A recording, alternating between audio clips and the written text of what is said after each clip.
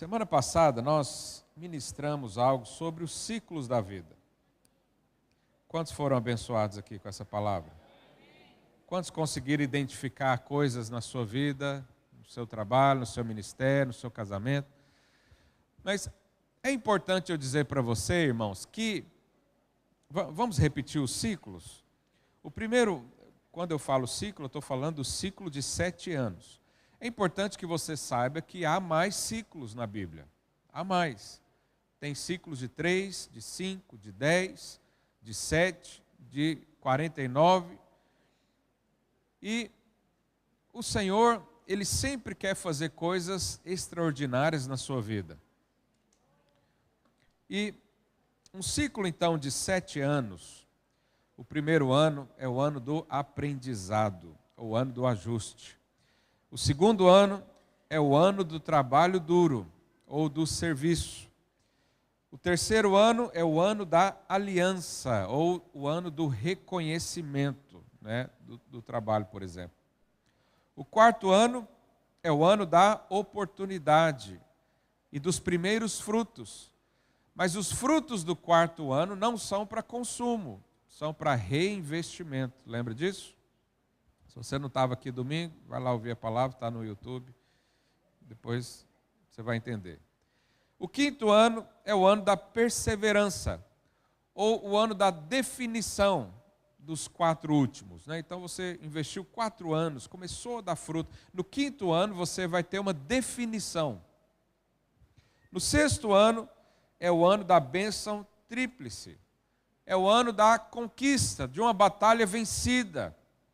E essa bênção tríplice, ela serve para o sexto ano, para o sétimo ano, que é o ano do descanso, e para o oitavo ano, que é o primeiro do próximo ciclo. Acaba 7, começa outro. Então a bênção tríplice é para sustentar você quando você conquistou, no ano para você descansar e no outro ano para você começar a plantar novamente. Por que é importante eu e você sabermos disso? Para não abortarmos os ciclos da nossa vida. E isso acontece com muitos irmãos. Eles começam algo e o Senhor prepara um caminho, porque Deus quer sempre que você caminhe em vitória, sempre. E os ciclos servem para pontuar essa vitória, para te mostrar o caminho, para te levar, para te dar ferramentas, para te dar instrução, para te dar também alívio, conforto em tempos difíceis. Mas o objetivo de Deus é que você caminhe em vitória. Aleluia. Você pode dar um glória a Deus por isso? Então, a Bíblia diz lá em Salmo 90, verso 12: ensina-nos a contar os nossos dias, para que alcancemos coração sábio. Quem quer ter um coração sábio? Você sabe que todos os problemas na sua vida é por falta de sabedoria? Ah, pastor, eu estou com um problema financeiro. Não, você não tem um problema financeiro. Você tem falta de sabedoria para lidar com o dinheiro. Pastor, eu estou com um problema no meu casamento. Meu marido é um problema. Não, seu marido não é um problema. Você também não é para ele. Mas pode haver falta de sabedoria de lidar no caminho que Deus te colocou. Então a falta de sabedoria é um problema. E por que o salmista diz para o Senhor nos ensinar a contar os dias? Obviamente ele não está querendo que a gente apenas conte o calendário certinho ou apenas marque os dias. Para Deus nos ensinar significa que há coisas ocultas, que a revelação do Senhor é que vai trazer sabedoria no nosso coração. Ah, pastor, mas é muito difícil. Pois é difícil mesmo. Ser sábio é difícil. Se fosse fácil, todo mundo era sábio. Se fosse fácil, né? A sabedoria é quando você sabe o que Deus sabe. Essa é a sabedoria. Agora, como é que você vai saber o que Deus sabe? Relacionamento com Ele. Experiências com Ele. Lendo o que Ele escreveu, ouvindo o que Ele fala. Então a sabedoria está em saber o que Deus pensa, o que Deus fala, direção divina. Há também uma sabedoria natural. A sabedoria natural está aí no mundo, é o conhecimento, é a aplicação do conhecimento, mas há também uma sabedoria espiritual, e ela não depende de escola, não depende de sociedade, só depende de você pedir para o Senhor. O apóstolo Tiago falou: quem quer sabedoria, pede. Mas pede sem duvidar, porque o Senhor dá deliberadamente para aqueles que querem. Então, todo ciclo é uma conquista. Imagina que alguém queira exercitar o seu corpo, ter mais saúde e vai para um ginásio, por exemplo. Ele começa ali nos processos e normalmente o primeiro mês não tem nada de diferença. Você já viu? Eu já comecei várias vezes. Obviamente não continuei, você pode olhar para mim e perceber isso. Mas o que acontece? Você está ali exercitando e não vê resultado. Ainda que tem uns que no primeiro mês ficam em frente ao espelho, tentando ver alguma coisa, né, Gleice? Já viu muito isso. E fica ali, por quê? Porque é um processo, demanda tempo.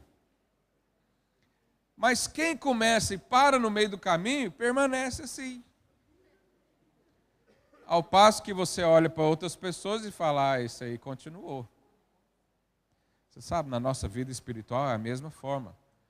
Às vezes a gente olha para um crente e fala: esse aqui parou no caminho. Esse aqui desistiu do ciclo. Esse aqui, o dia que estava difícil, não foi. Quando choveu, não apareceu. Quando estava cansado, não foi. E aí está aí o resultado. Aí você olha para um outro, uma pessoa mais esbelta, né? Sei lá se essa palavra usa aqui. E você fala: esse aí foi até o fim. Sabe, eu não sei você, mas eu quero ouvir lá no final, o dia que eu me encontrar com o Senhor: servo bom e fiel. Foi até o fim, completou a carreira, completou os ciclos, não parou no meio. E nós então precisamos aprender a identificar esses ciclos, aprender a contar. Agora, obviamente, a contagem, nós precisamos ter sabedoria nisso, por quê? Imagina que eu falo para você: olha, eu estou com a minha esposa desde o ano 2000. Então, quantos anos eu estou com a minha esposa? Se eu conhecer ela desde o ano 2000, 24 anos. Mas eu tenho 24 anos de relacionamento? Não, porque em 2005, por exemplo, nós terminamos o relacionamento e ficamos 3 anos sem nos ver. Aí, depois de 3 anos, é que nós nos reencontramos novamente e voltamos a nos relacionar. Então, eu conheci ela em 2000, mas eu estou há 24 anos com ela? Não. Por quê? Porque eu tenho que descontar esse período que não estávamos juntos. Alguém vai contar o seu ciclo de liderança? E ele começou a liderar, eu, por exemplo, comecei a liderar a célula em 1998. Você nem era nascido aí. Então eu tenho quantos anos de liderança? 26 anos de liderança. Só que teve alguns anos que eu parei de liderar por contextos diferentes. Então eu não posso dizer que eu estou no 26º ano de liderança, ainda que eu comecei lá em 1998. Eu tenho que contar certinho o que eu fiz. Quantos estão compreendendo? Então, às vezes você está contando um ciclo, mas no momento que o ciclo foi interrompido, você não pode fingir que está tudo normal de novo. Você tem que, às vezes, parar, voltar lá onde caiu, né? Voltar onde parou e recomeçar de novo. Alguns ciclos terão de retornar ao início. Outros você pode retornar onde parou. Mas é importante você contar bem os dias. Porque às vezes você está fazendo conta aí e a situação não está de acordo com o que está sendo falado aqui. Por quê? Porque tem dias que Deus não conta. Está me ouvindo? Tem dias que Deus não conta. Eu vou mostrar isso para você na palavra do Senhor. Então precisamos aprender a contar. Na verdade, nós só contamos o que tem proveito. Então, uma pessoa serviu a Deus por 20 anos, mas ela parou em algum momento, esse tempo que parou não é contado. Por quê? Porque saiu do ciclo. Vamos então ouvir mais. Quem quer ouvir mais sobre isso? Amém. Aleluia. Efésios capítulo 5, verso 15.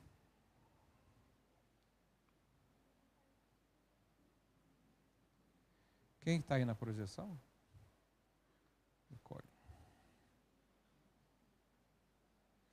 Então, Efésios, capítulo 5.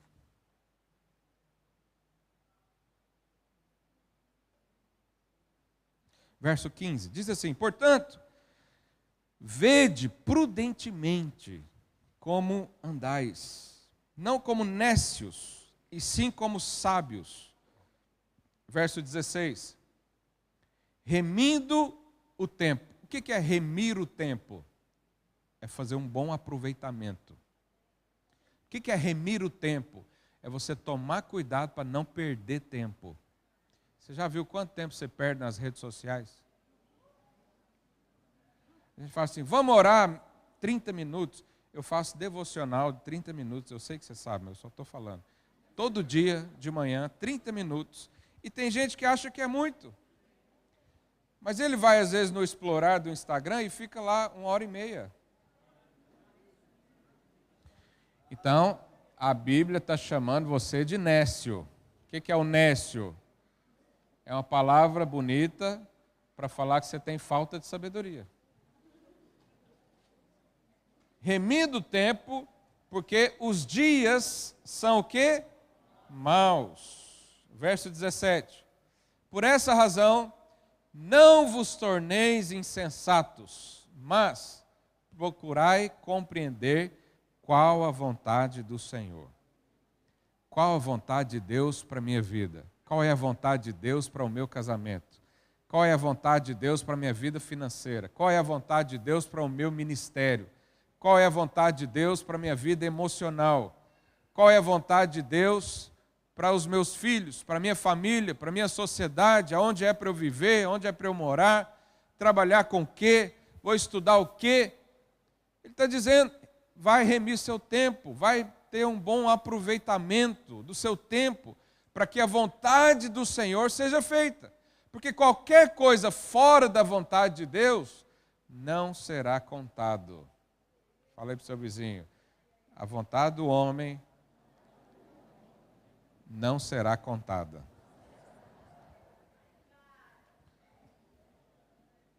Então, precisamos aproveitar o tempo e fazer a vontade de Deus.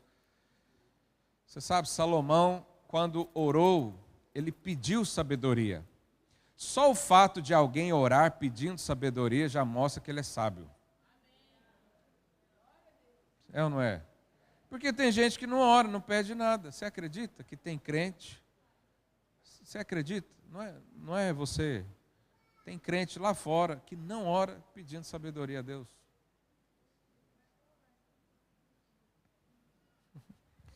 Esther foi uma mulher que também pediu.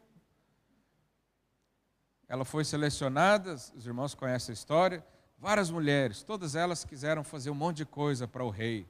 Mas ela foi lá perguntar para alguém que conhecia o rei, qual é a vontade do rei. Você sabe, tem muita gente fazendo coisa para Deus, mas tem pouca gente perguntando, Deus, o que é para eu fazer? Nós precisamos avaliar isso. Porque pode ser que chegue ao final da sua vida, você pega todas as obras da sua vida, chega diante de Deus e fala, Deus, está aqui as minhas obras. E Deus fala, não dá para contar nada aí, filho. Não tem nenhum proveito. Foi tudo esforço seu, foi tudo obra sua. Não teve nada, você não me perguntou um dia sequer o que era para você fazer, você só fez. Só fazer coisas para Deus não significa que você está no ciclo da bênção do Senhor. Não significa. É preciso ter a vontade de Deus, por isso lá em Mateus 6, o Senhor Jesus nos ensinando, falou, ora, pedindo a Deus que seja feita a vontade dEle. Igual no céu. Lá no céu Deus fala e acontece. Aqui na sua vida Deus fala e acontece também. Então, para fazer a vontade de Deus, obviamente, nós precisamos renovar nossa mente. Porque a nossa mente é cheia de informação que não serve para Deus. Nós fomos transferidos do império das trevas para o reino de Cristo. E no reino de Cristo há princípios, valores, informações e tudo aquilo que nós precisamos que o mundo não tem. E eu e você chegamos diante de Deus cheio de coisas do mundo. E Ele então transforma, Ele lava a nossa mente. Ele tira as coisas do mundo e coloca as coisas do reino. Só com a renovação da mente é que você consegue experimentar, lá em Romanos 12, 2, a boa, perfeita e agradável quê? Vontade de Deus. Pergunta aí seu vizinho, você quer fazer a vontade de Deus? Aleluia. Então, os dias, agora presta atenção aqui, os dias que são contados por Deus, são os dias que nós fazemos a vontade dEle. Você já pensou quanto isso é sério? Deus vai contar aquilo que é vontade dEle. Não é o que você quis fazer. Não é o que você imaginou que tinha que fazer. É aquilo que está na palavra. Então, Deus, primeira coisa, Deus não conta os dias de pecado. Deus não conta os dias de pecado. Você lembra a história quando os hebreus estavam no Egito? E o Senhor levantou Moisés, teve as 10 pragas, e ao final, o Senhor instituiu o quê? A Páscoa. Mas depois da Páscoa, Deus definiu que aquele dia da Páscoa seria o primeiro mês. Por quê? Porque era o primeiro momento onde Jesus entrou na história do povo. Então, Deus só conta a sua vida no dia que Ele entrou aí. É o início. O início da sua vida começa com Jesus. Por quê? Porque antes de Jesus não tinha vida. Antes de Jesus você estava no lamaçal, não estava fazendo nada para Deus, não estava junto com o Senhor.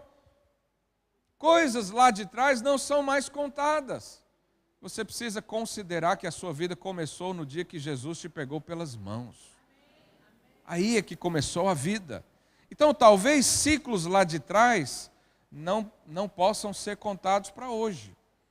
Você tem que contar a partir do momento do seu novo nascimento. Lá em Gênesis 4, é tão interessante isso, porque nada na Bíblia é por acaso, nada. Não pense que a Bíblia é só um livro de informações. Ela tem mistérios ocultos, diga mistérios. Mas para mim e para você não há mais nada oculto, porque o Senhor mandou o Espírito Santo habitar dentro de nós. E quando o Espírito Santo está dentro de você, encontra com a palavra a revelação. Aleluia. Se a Bíblia fosse só um livro de história, não teria graça nenhuma. Qualquer pessoa vai ler a Bíblia e vai entender tudo, mas não é qualquer pessoa que entende. É só quem tem o Espírito Santo de Deus. Então, no capítulo 4 de Gênesis, quando a Bíblia está falando da genealogia de Caim, é interessante que Deus só conta aquilo que eles fizeram. E eu quero ler aqui exemplos para você. Os nomes aqui são nomes diferentes. Né? Se você está grávida aí, né? Pode pegar um desses nomes aí para pôr no seu filho, nome bíblico, não é? Gênesis 4:17. Olha a descrição da genealogia de Caim, filho de Adão. E coabitou Caim com a sua mulher, ela concebeu e deu à luz a Enoque. Caim edificou a cidade, ele chamou Enoque, o nome do seu filho. A Enoque nasceu-lhe Irade. Irade gerou a Meujael. Olha que nome bonito. Meujael. Já pensou a criancinha? Vem cá, Meujaelzinho. Meujael. E Meujael a Metusael. E Metusael gerou Lameque. Lameque tomou para si 2 esposas. O nome de uma era Ada e a outra se chamava Zilá. Ada deu luz a Jabal, e esse foi pai dos que habitam em tendas e possuem gados. Olha, perceba o contexto. A Bíblia está dizendo que um teve filho, que depois teve o outro filho e fez coisas. Só isso. Agora vamos para a genealogia de Sete, o outro filho de Adão. Olha a diferença, capítulo 5 de Gênesis. Olha a diferença. Compare os 2 capítulos, depois você vai me falar qual que é a diferença entre um e outro. Capítulo 5 de Gênesis, verso 4. Depois que gerou a Sete, Adão viveu 800 anos e teve filhos e filhas. Os dias de todos de vida de Adão foram 930 anos e morreu. Sete viveu 130 anos e gerou Enos. Depois que gerou Enos, viveu 870 anos e teve filhos e filhas. Todos os dias de Sete foram 912 anos e morreu. Enos viveu 90 anos e gerou Cainã. Depois que gerou Cainã, viveu Enos 815 anos e teve filhos e filhas. Todos os dias de Enos foram 905 anos e morreu. Você percebeu qual é a diferença na descrição da genealogia de Caim e a genealogia de Sete? A genealogia de Sete, Deus contou o tempo. A genealogia de Caim, Deus não contou o tempo, só diz que fez coisas. Caim aponta para o amaldiçoado. Aquele que vive a vida sozinho. Ele não está servindo a Deus, mas Sete servia a Deus. E a Bíblia diz, nós acabamos de ler aqui, que Deus contou os dias de Sete, mas não contou os dias de Caim. Por quê? Porque Caim viveu no pecado, Sete viveu debaixo da direção do Senhor. Então, o tempo da ignorância da sua vida, o tempo em que Deus não é o Senhor da sua vida, não vai ser contado. Amém? Então, os nossos dias sem conhecer o Senhor não serão considerados porque não são de vida, era de morte. Não tem como contar tempo do morto. Fala aí para o seu vizinho, aproveita enquanto você tem vida.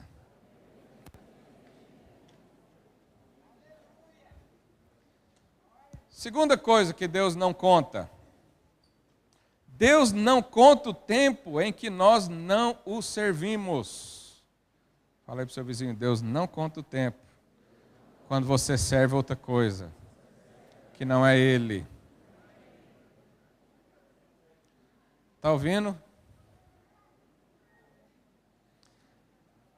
A Bíblia descreve em 2 lugares, tanto no Velho Testamento quanto no Novo Testamento, o tempo entre o dia que os israelitas saíram do Egito até o início da construção do Templo de Salomão.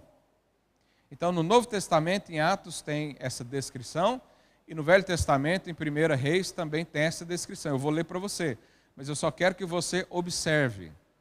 Observa. 1 Reis, capítulo 6, verso 1, diz assim: no ano 480, depois de saírem os filhos de Israel do Egito, Salomão, no 4º ano do seu reinado sobre Israel, no mês de Ziv, esse é o 2º mês, começou a edificar a casa do Senhor. Então, qual que é o tempo que diz aí em Reis? Do tempo que saiu do Egito, que celebrou a Páscoa e era o início do ano, até a construção, quanto tempo diz aí? 480 anos. Demorou entre a saída do povo e Salomão começar a construir o templo. Mas o apóstolo Paulo, quando ele está em Antioquia e vai fazer ali a sua defesa perante acusações, também faz uma contagem do tempo do mesmo intervalo. Do mesmo intervalo. Vamos ler isso? Atos capítulo 13, verso 16. Paulo, levantando-se e fazendo com a mão sinal de silêncio, disse: varões israelitas, e vós outros que também temeis a Deus, ouvi. O Deus desse povo de Israel escolheu nossos pais e exaltou o povo durante a sua peregrinação na terra do Egito, de onde os tirou com braço poderoso e suportou-lhes os maus costumes por cerca de quantos anos? 40. Vou pedir a ajuda do João Vitor, abre a calculadora aí. Então, o apóstolo Paulo está falando que eles saíram do Egito e ficaram 40 anos no deserto. Então, vai somando aí, 40 anos no deserto. E havendo destruído 7 nações da terra de Canaã, deu-lhes essa terra por herança, vencidos cerca de 450 anos. Então, 40 mais 450. Depois disso, lhes deu juízes, até o profeta Samuel. Então, eles pediram um rei, e Deus lhes preparou Saul, filho de Quis, da tribo de Benjamim, e pelo espaço de 40 anos, mais 40 anos do reinado de Saul. E tendo tirado esse, o rei Saul, levantou-lhes o rei Davi, do qual também, dando testemunho, disse: achei Davi, filho de Jessé, homem segundo o meu coração, que fará toda a minha vontade. Quantos anos Davi reinou? 40 anos. Soma aí, mais 40. Aí então vem o reinado de Salomão. A Bíblia diz que Salomão começou o templo no 3º ano do reinado, depois de 3 anos. Então, soma aí também mais 3 anos do tempo de Salomão. Quanto deu? 573. Desde a saída do povo do Egito até a construção do templo de Salomão, 573. Mas lá em 1 Reis 6, qual é o tempo que diz a Bíblia? 480. Há uma diferença na contagem. Será que alguém errou? Paulo falou do ponto de vista cronológico. Explicou certinho. Mas lá em 1 Reis, falta um tempo. 573 menos 480 dá quanto? 93. Está faltando 93 anos nessa contagem. A diferença está faltando. Por quê? O povo, quando saiu do Egito, é importante você saber que eles viviam debaixo da velha aliança. E na velha aliança era o seguinte: quando você obedece, Deus abençoa. Quando não obedece, vem o quê? Maldição. E esse povo era tão terrível, eles reclamavam tanto, né, coisa que ninguém aqui faz. Eles faziam. Eles reclamavam tanto que Deus teve que pôr serpentes no deserto para eles pararem de reclamar. Era uma reclamação atrás do outro. Eu sei que ninguém aqui nunca faz isso, porque nossa boca é para altos louvores do Senhor. Nós louvamos em todo o tempo, como diz a palavra. E aí o que acontecia? Quando esse povo obedecia, Deus dava vitória para eles. E eles continuavam no caminho da bênção. Mas quando eles não obedeciam, caíam em maldição. E a maldição naquela época era ser escravizado por outro povo. Então, os filisteus são os famosos inimigos, né, dos israelitas. Por quê? Porque teve vários momentos que eles foram dominados pelos filisteus. Agora, lá em Juízes, a Bíblia fala de momentos que esse povo foi escravizado por outros. E, obviamente, ou consequentemente, serviram a outros naquele momento. Então, lá em Juízes 3:8, não vai dar tempo de eu ler tudo. Mas a Bíblia diz que eles ficaram sob o domínio de Cusã-Risataim durante 8 anos. Soma aí, João Vitor. 8 anos. Depois, lá em Juízes 3:14, a Bíblia diz que esse povo foi escravizado e ficaram a servir um outro povo, que se chamava Egrom, durante 18 anos. Soma aí, 8 mais 18. Depois, lá em Juízes 4:2, diz que o povo foi escravizado por um outro povo de Jabim, durante 20 anos.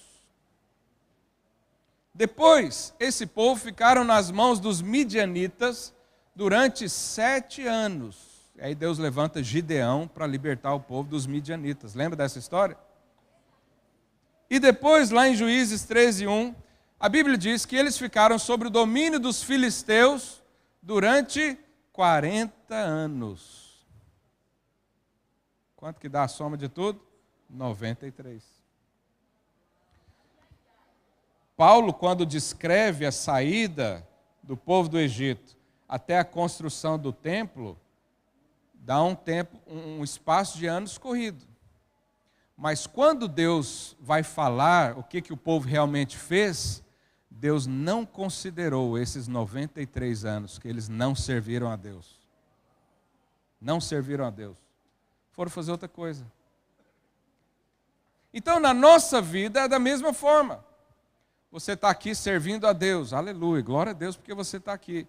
Mas de repente, algo acontece, alguém sai e vai fazer outra coisa. O tempo continua contando? Não, para ali. Deus não conta quando nós não o servimos. Deus não conta quando você vive para você mesmo. Deus não conta quando os seus projetos e a sua agenda pessoal é mais importante do que a dele. Não conta. Porque não contou do povo, não vai contar a minha e a sua também. Eu quero orar para que o Senhor me ensine a contar os meus dias, para eu ter coração sábio, para eu nunca sair da presença de Deus, nunca ir fazer outra coisa, nunca inclinar o coração para coisas desse mundo, porque eu quero que todo o meu tempo seja aproveitado para Deus. Para Deus. E nós então precisamos dessa sabedoria.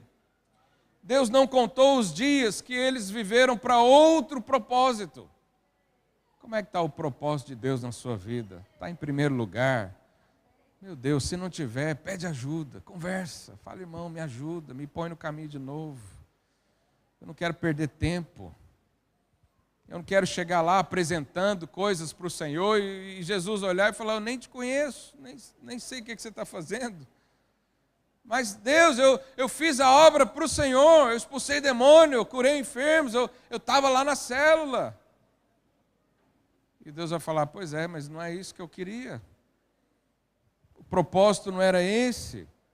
Você saiu fazendo um monte de coisa em nome de quem? Nós precisamos de sabedoria para contar os nossos dias. Terceira coisa que Deus não conta. Deus não conta o tempo que nós o resistimos. Você sabe, há momentos que Deus te dá uma direção, mas você não quer aquela. Sejamos honestos, já aconteceu isso com você? Deus falou para você, eu vou abrir essa porta aqui, mas você fala, mas não tem outra porta não, Senhor. Não tem uma porta maior ou uma menor? E nós então resistimos a Deus. Você sabe, a Bíblia fala para a gente resistir o inimigo e ele fugirá de nós. Mas e quando você resiste a Deus? Pastor, vamos orar aqui que tem um demônio segurando minha vida. Não, às vezes não é o demônio, é o Senhor mesmo. Eu estou sentindo uma voz aqui na minha cabeça dizendo para perdoar, mas isso deve ser do diabo. Não, não é do diabo não, é o Senhor mesmo. Estou sentindo o coração, desejo de ajudar, vou orar para saber se é de Deus. Não, não ora não, é de Deus. Mas a gente põe resistência naquilo que nós não queremos fazer. Isso aconteceu com Jonas. Deus mandou Jonas para um lugar, ele não concordou. Você já não concordou com Deus? Às vezes você está aí no seu casamento, travando umas batalhas, e você acha que o problema é o outro, aí Deus às vezes chega e fala, o problema é você. Você fala, não, não é possível. Eu não. Ele fez mais, ela fez mais, e por aí vai. Quando você resiste a Deus, você perde tempo. Falei para o seu vizinho, você quer perder tempo ou quer contar os dias? Mas vamos a um exemplo bíblico para você entender melhor. Voltando a falar dos israelitas que saíram do Egito, se você pegar um mapa, hoje, com muitos recursos, você consegue ver que o Egito é muito próximo ali de Israel. E a Bíblia diz lá em Êxodo 19:1, olha o tempo. No terceiro mês da saída dos filhos de Israel do Egito, no primeiro dia desse mês, vieram ao deserto de Sinai. Então, se você fizer esse caminho hoje, você faz rápido. Mas lembra que eram de 3 a 5 milhões de pessoas. Então você imagina levar tudo isso, complicado. Mas a Bíblia diz que em 3 meses eles saíram do Egito e chegaram até o Monte Sinai. 3 meses. E tem um outro texto, lá em Deuteronômio 1:2. Diz assim: jornada de 11 dias, desde Horebe. Horebe é a região do Monte Sinai. Horebe. 11 dias, desde Horebe, pelo caminho da montanha de Ser, até Cádiz Barneia. Cádiz Barneia era praticamente a divisa com Israel. Era ali, hoje, esse conflito que está tendo entre Egito, faixa de Gaza, é aquele pedacinho ali, Cádiz Barneia. Então, eles levaram 3 meses para sair do Egito, chegar até o Sinai, e 11 dias até Cádiz Barneia. Mas quanto tempo demorou para eles entrarem em Canaã? 40 anos. Poderia ter feito entre 3 e 6 meses, mas resistiram a Deus, perderam tempo. Perderam oportunidades. Algo que era para ser feito de 3 a 6 meses, levaram 40 anos e a maioria morreu no deserto. Por quê? Porque o tempo que nós resistimos a Deus, nós perdemos. Não vai ser contado também naquele dia. Olha a seriedade disso. Olha a seriedade que eu e você precisamos orar e falar: Deus, abre os meus olhos, não quero perder tempo. Não quero morrer no deserto. Não quero abortar processos na minha vida. Às vezes o ciclo está indo bem, mas exige ali um trabalho duro, exige abdicação, exige abrir mão das coisas. O apóstolo Paulo diz isso, tem o mesmo sentimento que houve em Jesus Cristo, que se esvaziou. Como é difícil se esvaziar. Como é difícil abrir mão da nossa vontade. Mas entre você, a sua vontade e a vontade de Deus, fica com a vontade de Deus. Porque você não vai perder tempo e nem vai morrer no deserto. Então não adianta você crer na bênção do Senhor e resistir ao mesmo tempo. Não adianta. Nós podemos orar, fazer campanhas de jejum e oração por a bênção do Senhor, para Deus te dar, para Deus te abençoar, mas se você o resiste, nada acontece. E a sua vida paralisa. O projeto de Deus paralisa, o propósito paralisa. E é só você que pode responder para que isso mude. Então, o tempo que nós resistimos a Deus é capaz de ser parado, até que você mesmo resolva. Falei para o seu vizinho: não resista a Deus.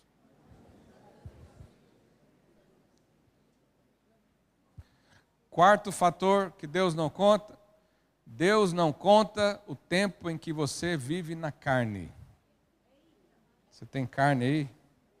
Belisca aí seu vizinho, devagarzinho. Isso é carne. Você conhece a história de Abraão? Deus deu uma promessa para Abraão, disse que ele seria pai de multidões, mas ele era estéril, a esposa, aliás, era estéril. E a própria esposa teve uma brilhante ideia de falar: Abraão, já que eu não posso te dar filhos, faz filho com a minha serva, Agar. E Abraão, então, vai lá fazer filho com Agar e nasce quem? Ismael. Ismael não era o fruto da promessa, era o fruto da força de Abraão. Mas a sua força pode até produzir frutos, mas não serão contados também. Depois que Ismael nasceu, olha que interessante. Gênesis capítulo 16, verso 15, é o último versículo, coloca aí. Agar deu à luz a um filho, Abraão, e Abraão a seu filho que lhe dera Agar, chamou-lhe Ismael. Aí vai para o capítulo 17, verso 1. Olha o que aconteceu. Entre o nascimento de Ismael até o próximo versículo, olha o tempo que durou. Quando atingiu Abraão a idade de 99 anos, apareceu-lhe o Senhor e disse-lhe: eu sou o Deus Todo-Poderoso, anda na minha presença e ser perfeito. Mas a Bíblia diz também, quando... Deixa eu ver se eu anotei aqui.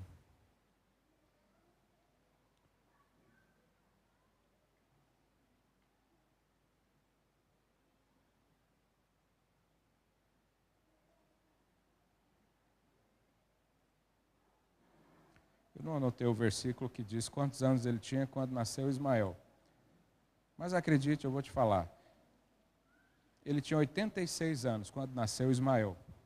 Do nascimento de Ismael até esse dia, olha lá, era Abrão de 86 anos quando Agar deu à luz Ismael. Volta lá no 17:1. Então, de 86 anos, depois Deus veio falar com ele, ele tinha 99. Deus passou 13 anos sem falar com Abraão. 13 anos. Tem noção do que é isso? Você está vendo aí, entre um versículo e o outro, não tem nada no meio. Não aconteceu nada de relevante. 13 anos que Abraão ficou sem ouvir Deus. Por quê? Porque fez o fruto da carne. Decidiu fazer na sua força. Decidiu usar a sua própria justiça. Quis fazer o certo, mas da maneira errada. O certo da maneira errada é errado. Sim ou não? Então, os anos que são vividos na sua força, no seu braço, no seu conhecimento, no seu intelecto, não podem produzir nada para Deus. Nada. E Deus não considera. Depois, vai lá para Gênesis 22, verso 1. Depois dessas coisas, pôs Deus a Abraão à prova. E lhe disse: Abraão, e ele respondeu: eis-me aqui, verso 2. Acrescentou Deus: toma teu filho. De qual filho o Senhor estava falando aqui? Abraão tinha 2. Sim ou não? Tinha Ismael e tinha Isaac. Isaac já tinha nascido. Mas olha o que Deus falou para ele: toma o teu filho, o teu único filho. Deus não considerou Ismael como fruto. Por quê? Porque foi fruto da carne, não foi fruto do Espírito. Foi fruto da carne. Todo fruto da carne não é considerado por Deus, obviamente não vai ser contado para Deus. Não tem recompensa, não tem herança, não tem bênção no fruto da carne.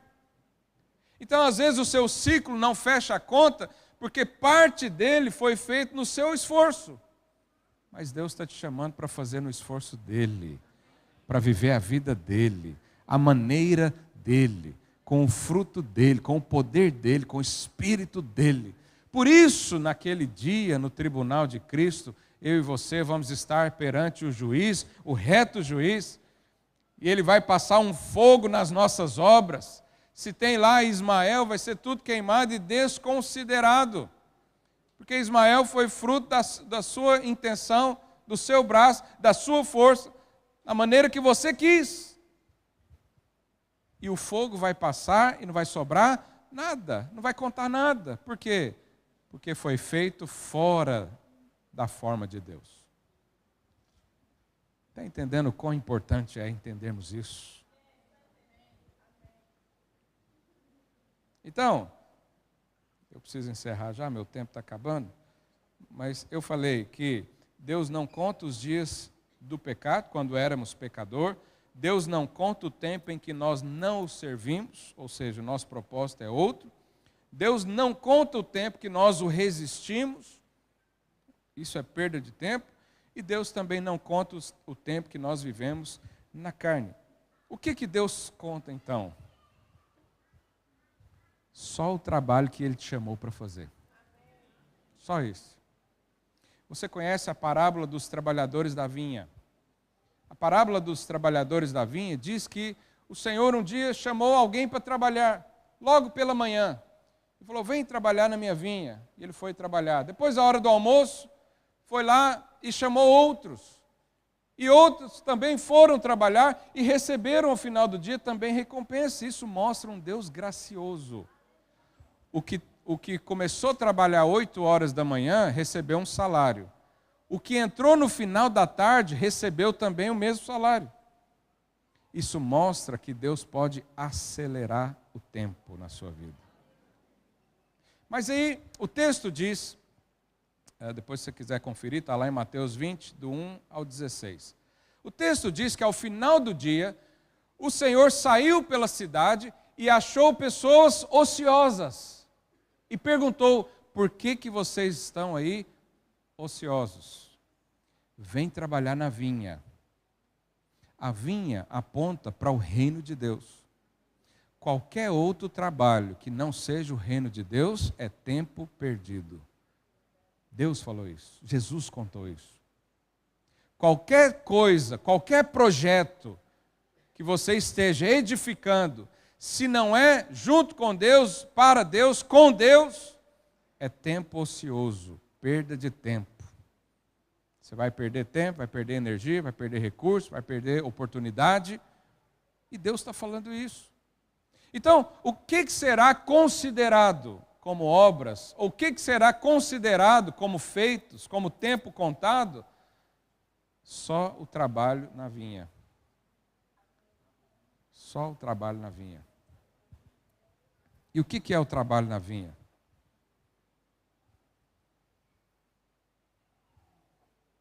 O que é trabalho na vinha? Qualquer obra fora do reino de Deus é tempo perdido. Então eu quero falar com todo amor e carinho que eu tenho por você. Se você está gastando o seu tempo e não é servindo a Deus, Jesus te chamou de desocupado. Que a única ocupação que Ele considera é o reino de Deus. E eu, ao ler isso me dá muito temor no coração. Porque eu não vou viver a vida de qualquer maneira. Por isso eu oro todo dia. Eu faço a live de oração para te abençoar, mas eu faço por minha causa. Para eu ser abençoado. Para eu não desviar desse projeto. Para eu permanecer seguindo a vontade de Deus. Porque o nosso coração inclina para outras coisas, a nossa carne é terrível, os pensamentos, a pressão da sociedade, as informações que nós temos de todo lado. Um monte de gente falando o que é trabalhar para Deus e pouca verdade da Bíblia. Nós precisamos então permanecer. E talvez você está ouvindo essa palavra hoje, eu quero orar por você, e pensar, mas parece que eu fui roubado então. Parece que até aqui eu não edifiquei nada na minha vida. E pode ser verdade. Porque qualquer obra que não seja a obra de Deus é desocupação. Qualquer uma. Qualquer projeto que não é o projeto de Deus, Deus não considera. E você pensa então e tem esse sentimento, eu fui roubado então. Roubaram o meu tempo, roubaram a minha atenção. Tem até um versículo que eu separei para os irmãos aqui. Provérbios, capítulo 5, verso 8. Verso 8 e 9. Coloque aí, por favor. Afasta o teu caminho da mulher adúltera e não te aproximes da porta da sua casa. Verso 9. Para que não dê a outro a sua honra, nem os teus anos a cruéis. Existem coisas cruéis nesse mundo que vão tentar roubar o seu tempo. Existe o inimigo que está aí para roubar, matar e destruir. Mas o que ele está roubando de você são os seus dias. O tempo que Deus te chamou para viver com Ele está sendo roubado. E qual que é a palavra do Senhor para quem se sentiu assim? O Senhor diz, lá em Joel, capítulo 2, verso 25. Vamos ler isso? restituir-vos-ei os anos que foram consumidos pelo gafanhoto, migrador, pelo destruidor e pelo cortador, o meu grande exército que viei contra vós outros. Então, a palavra de Deus para mim e para você é o seguinte: Ele nos chama para andar junto com Ele. Mas se em algum momento eu e você fomos roubados no tempo, no propósito, estamos ociosos, desocupados, Deus está falando: eu vou restituir o tempo que foi perdido. Volta, apenas volta. Apenas posiciona. Apenas levanta de novo e diz: eu nasci para viver com Deus. Eu nasci para ser um homem de Deus, uma mulher de Deus. Eu nasci para fazer o propósito de Deus. Eu nasci para fazer a vontade de Deus. Que Ele cresça e eu diminua. Apenas faça isso. E Deus pode, de uma forma extraordinária, acelerar, restituir. Você sabe, quando nós falamos de ciclo de 7 anos, nós contamos o tempo certinho. Mas Deus pode fazer coisas extraordinárias. O que é coisa extraordinária? Talvez o que demoraria um ciclo, Deus pode te dar em 1 ano. Porque Deus é extraordinário. Talvez você perdeu tempo demais sendo roubado pelo inimigo. E você quer consertar a sua vida, mas você olha para frente e fala: mas vai demorar muito. Não vai. Porque Ele vai abreviar o tempo para você. Ele vai fazer isso. A Bíblia diz lá em Salmo 84:10: pois um dia nos teus átrios vale mais que 1000. Prefiro estar à porta da casa do meu Deus a permanecer nas tendas da perversidade. 2 Pedro 3:8 também diz: há todavia uma coisa, amados, que não deveis esquecer. Não esqueça que para o Senhor um dia é como 1000 anos. E 1000 anos como um dia. Talvez há coisas que você acha que demora demais a acontecer. Deus pode fazer em 1 dia na sua vida. Deus pode consertar, Deus pode alinhar, Deus pode restituir. É claro que a maioria das coisas é um processo. Mas a alegria você pode receber agora no seu coração. O sentimento de desocupação pode ir embora hoje. O sentimento de estar perdendo tempo pode encerrar hoje na sua vida. E a alegria de trabalhar com o Senhor pode ser restaurada no seu coração. Eu quero orar por você nessa manhã. Fica de pé no seu lugar. Os irmãos do louvor podem subir. Eu não sei aonde você se viu durante essa ministração. Talvez você está tentando resolver coisas lá de trás que não é para ser resolvida. Porque Deus simplesmente vira a página de certas coisas na nossa vida. Nós não conseguimos reparar, nós não conseguimos resolver o tempo do pecado. Isso tem que ser abandonado. E você olhar para frente, que é isso que a Bíblia nos diz. Talvez você está fazendo obras na sua força. Você quer resolver o seu casamento na sua força, você quer resolver a criação dos seus filhos na sua força. Você quer viver na prosperidade à sua força. Todo ano após ano, você fala: agora vai, eu vou fazer, eu posso. Cuidado. Eu posso naquele que me fortalece. Você não pode nada sozinho. Talvez você está querendo se alegrar com frutos da carne. Mas Deus não considera isso. Ismael, o fruto da carne, foi rejeitado por Deus. As obras que você faz para Deus, sem direção de Deus, não serão aceitas. Eu estou falando isso para você hoje. É a palavra de Deus que está te dizendo. Talvez você sente que não está no trabalho da vinha. Quem coordena o trabalho da vinha é o próprio Jesus Cristo. É Ele que chama os trabalhadores. E nós estamos nos últimos dias, creio eu. Talvez você olhe para a sua vida, para o seu passado e diz: mas como que eu vou responder a Deus agora? Já passou muito tempo. Já não sou mais jovenzinho. Já perdi muitas oportunidades. Mas Deus vai chamar até o último minuto. E aqueles que entrarem vão receber galardão, vão receber recompensa, vão ser reconhecidos pela graça de Deus. Então, eu não sei qual dessas situações se encaixa na sua vida, mas eu sei que hoje mesmo você pode tomar posse dessa palavra lá em Joel, que diz que o Senhor vai restituir o tempo que foi perdido, o ciclo que foi quebrado, os processos que foram abortados da sua vida. Deus vai restituir. Você vai voltar a andar com Ele. Você vai voltar a viver pela fé. Você vai voltar a ter alegria batendo no seu coração todos os dias. O prazer de dizer eu sou discípulo de Cristo. O prazer de ver pessoas seguindo você, porque você entendeu que vai fazer também discípulos. Deus tem isso hoje para você. Feche os olhos aí no seu lugar. Peça para o Senhor. Fala, Deus, me dá um coração sábio. Eu quero contar os meus dias. Eu quero perceber aquilo que é do Senhor.